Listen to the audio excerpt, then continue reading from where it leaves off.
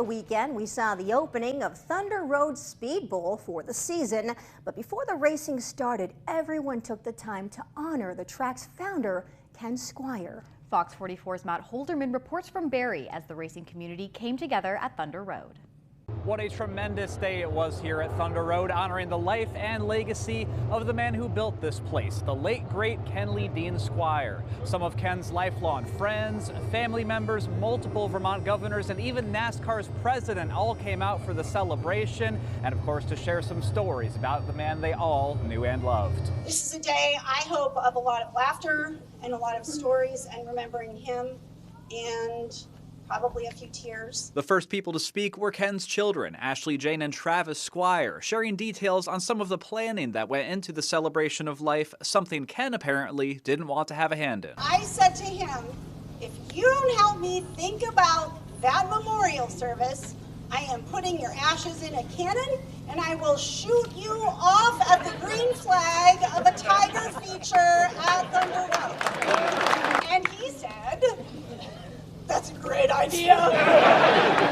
Along with that, they discussed some of their favorite childhood memories with their father and what it was like growing up in a racing family. Very funny story is that Ashley and I both got in trouble in elementary school.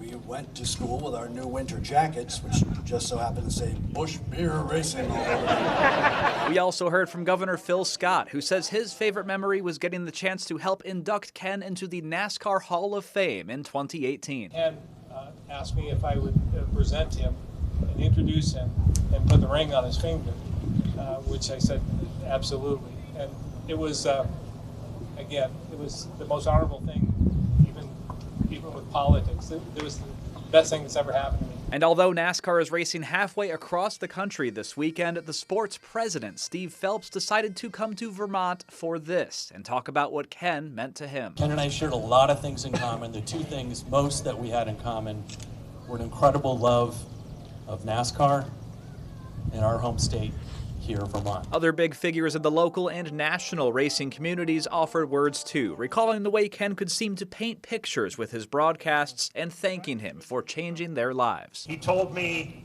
that guy in that car right there, he may pick up your garbage tomorrow morning, but tonight he's a hero. Ken put me and my brother and all of us here on the map, you know, as far as racing.